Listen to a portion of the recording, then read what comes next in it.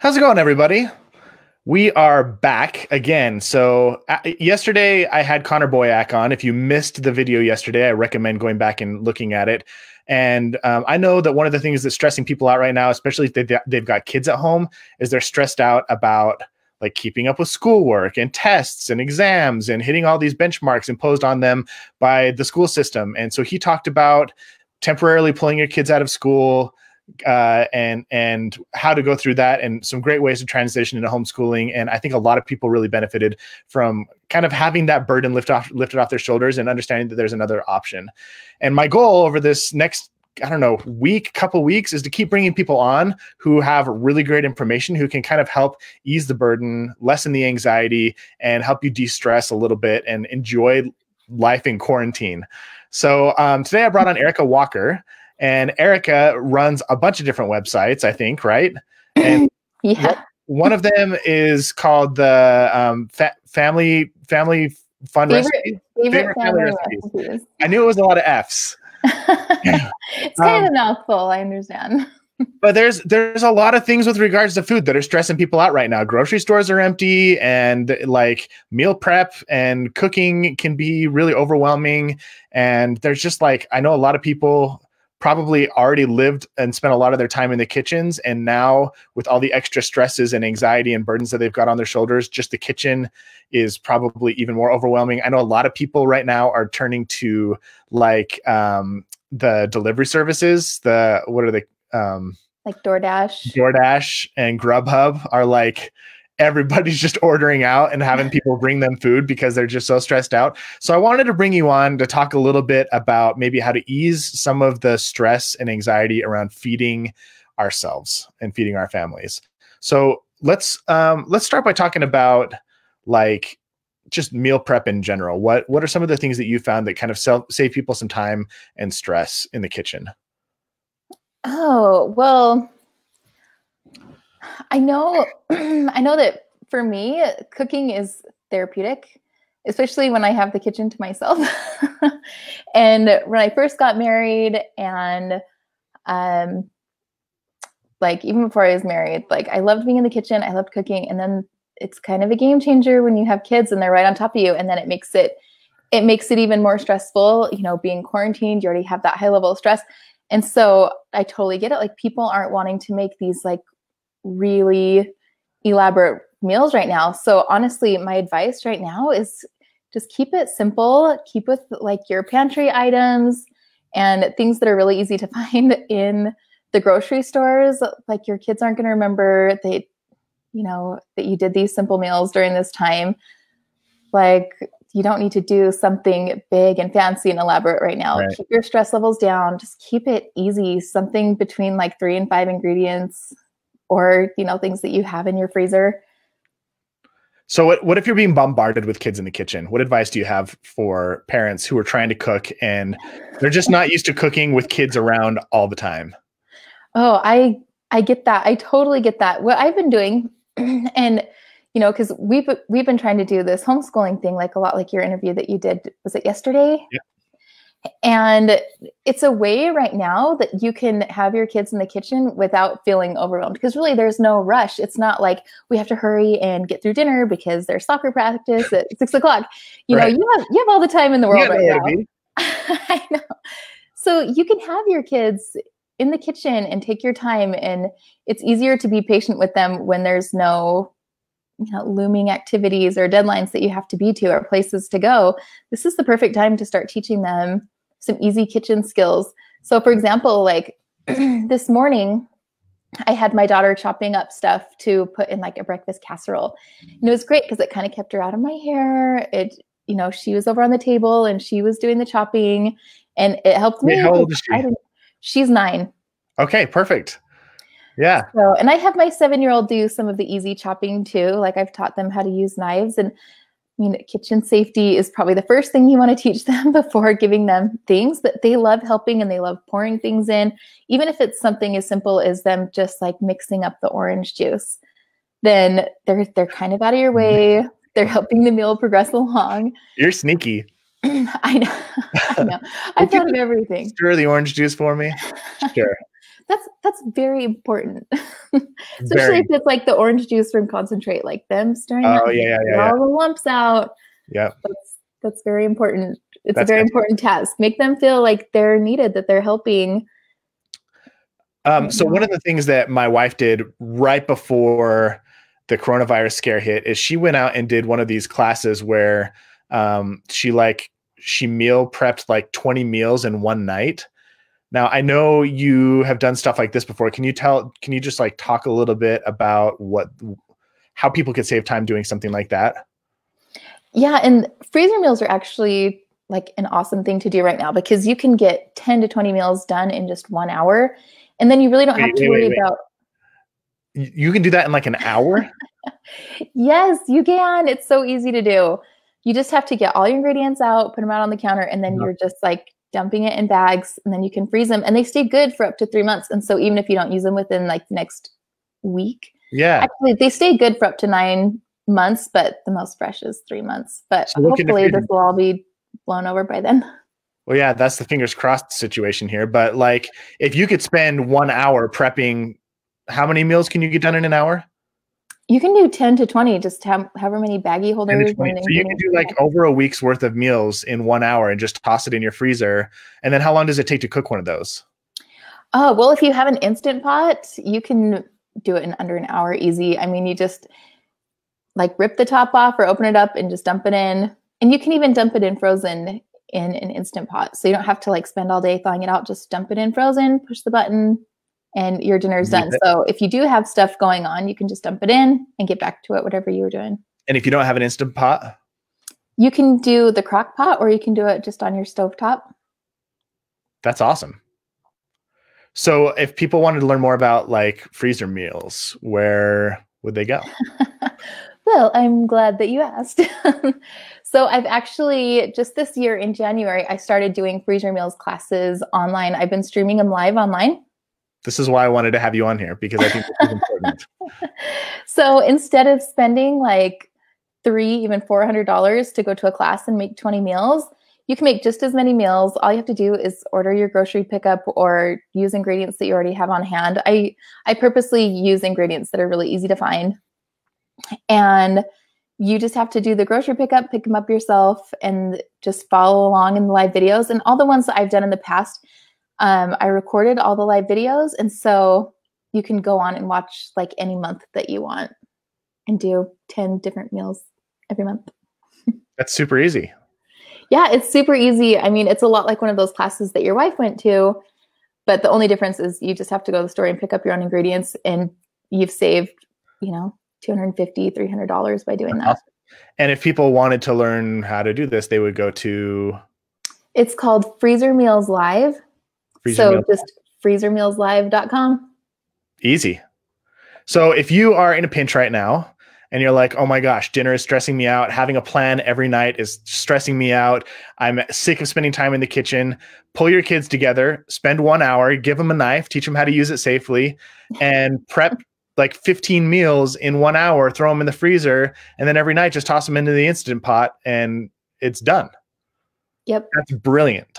Super easy. Thank you. That alone should have people like super relieved just that option exists, that they could literally cut hours and hours and hours out of stressing about what are we going to eat, and stressing about do we have the ingredients, and stressing about do I have time to make it, and stressing about how do I keep the kids out of the kitchen while I cook. Like, there's just so much stress around just feeding your family that if you could cut out that stress and literally just throw a frozen block of food into your Instant Pot and turn it on, and then like 45 minutes setup, right? It is. It's a pretty sweet setup, and it's been so nice. We have a little group page of people talking about what they've made and what they like. And one person went in there and she's like, I'm so glad that I have these. She's like, I'm walking to the grocery store and it's like no panic. She's like, I already have everything I need in my freezer to last us weeks. And she's like, I don't have this like overwhelming panic feeling right now. And I know right now, things are hard to come by in the grocery store, but honestly, I just gathered on Saturday, I went to the grocery store and I was able to gather all the ingredients that I needed for the live that I'm going to be doing on Friday. That's amazing. I guess that's tomorrow. Yeah, that is tomorrow. Cool. Okay, so that is one great way that people can get rid of kind of the stress around meal planning and cooking and freaking out about what to eat for dinner. I want to talk to you about one other thing also that I think is worth talking about. Is a lot of people right now, I'm going to change my little banner here. A lot of people are freaking out about like baby food. They go to the store, they see that just like shelves are empty and they don't have food for their babies, and they're like, oh my gosh, what do I do? What am I going to feed my child? You told me that you had a post recently that's been doing really well, that could help some of these people out. And I'm particularly empathetic to this group of people right now because I have a pregnant wife, and I can't imagine having a baby and being like, crap, I don't know what to feed this human. So speak to these parents right now that might be freaking out about a shortage in baby food. Well, one thing that is not in shortage right now that's really easy to come by is fresh produce. And honestly, like the other day we went and got just a ton of apples, and my kids helped do the peeling. They have like these apple peelers and I know they have them at Walmart because I was just there yesterday, and I just like went into the aisle to see if they had them. But they're so easy. You just pop the apple on and it like peels it, cores it, does everything for you. And then I just put it into the Instant Pot for like 6 or 7 minutes. Like a full apple? Yeah, like a whole bag of apples. Like You just chop them up and throw them in the Instant Pot? Well, the peeler and slicer, like it slices it himself. Oh, like, yeah. on its own. And so I just You're talking to somebody who's relatively kitchen illiterate. So sorry, I'll try and like. No, you're good. But I just put the apple slices in the Instant Pot and just a little bit of water. And what's nice about doing this is you don't have to add any like extra sugar. Like the applesauce that you get at the grocery store, it has the added sugar, preservatives and stuff like that. But this is so easy to do. And then once it's done, you just mash it with a potato masher. And like if you have a really small baby that doesn't do well like with the bigger chunks, you can just throw it in the blender or food processor and make it really, really smooth like baby food. And then you can actually freeze it. And so that lasts up to, 9 months. Can you do that with other vegetables too? Like could you do carrots or squash or something like that? Yeah, any of that stuff. And it's going to be so much better when you cook it and you puree it and get it really smooth and then you freeze it. And then it's not going to lose as much of that, flavor, because it's not going to be as good. Like if you're slicing a carrot and then you freeze it. Yeah. And then you bring it out thawed and try and puree it. It's going to be a lot better if you puree it fresh and then just you can freeze it. Love it. It can last you a really long time. Or if you have a pressure canner, you can pressure can it, but freezing's easier. Cool. So we got some good advice here. We got, I'm just going to do a little recap so far for people who might be just joining in. One is, if you got your kids at home, this is a great opportunity to teach them a little bit of kitchen literacy. Teach them how to chop, teach them how to stir, teach them how to mix things. Like they don't need to be a burden in the kitchen. It can actually be, if you take some time and teach them how to do some things, it can be a stress relief for you. Number two is if you can kind of get into this freezer meals world, which I think I'm just learning about it. It's fascinating, but you can literally prep like over a week's, maybe two weeks worth of food in like an hour in your kitchen for really cheap.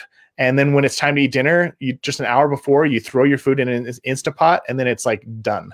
And that's an incredible stress reliever for a lot of people. And then three, if you can't find baby food, just get a fruit or a vegetable and chop it up and throw it in the Instant Pot for how long? Well, each one's going to be a little different. It'll be a little different, but till it's soft and squishy and cooked. Yep, till it's soft and squishy. I mean, apples really anywhere between like 6 and 10 minutes. Not that long. No, not that long. Throw it in a blender or mash it up, and then you got baby food. So it tastes so good. I mean, not that I eat baby food, but I love applesauce. And my older kids, they love applesauce. And we went and got those like reusable pouches that you use, like the go-go squeeze type pouches. Yeah. And you can just like keep refilling those and keep refilling those. So we just like filled a bunch of them and they're in our fridge, and then they come have their applesauce like anything else. I don't know how hard like go-go squeeze is hard to come by right now, but this is just as easy. Awesome. Well, those are some really great tips. Any other tips that you wanna offer human beings watching this live feed right now that are stressing out about like just food and in general and feeding their families? I guess the main thing is just don't overcomplicate things right now. I mean, everybody's feeling anxious and overwhelmed, and you don't need to do anything fancy right now. You don't need to be doing these fancy meals that maybe you're used to. It's fine to keep it simple. And I'm streaming this on Favorite Family Recipes. So if anybody has any questions or wants to ask anything, then I'm happy to answer questions too. I can see the questions coming in here. Oh, what do you got? I don't see those, so just hit me. Let's see. There's actually not any that have come in yet. Great. But if anybody does have any, you can. Yeah, I think we're pretty solid. So keep it simple. Utilize your kids. Teach them kitchen literacy. Plan ahead. Do some freezer meals, and remind people where they can go once again if they want to learn more about freezer meals. It's called freezermealslive.com. Freezermealslive.com. So you can sign up there, and Erica's got just like this long list of freezer meals that she's done. You do like a class every month, right? I've been doing a live class every month, and then I also have just a trial class on there. So if somebody just wants to try it out for a month, brilliant, then you can try it out for a month, or you can sign up for a year. So go take advantage of that. Go jump on and make some freezer meals.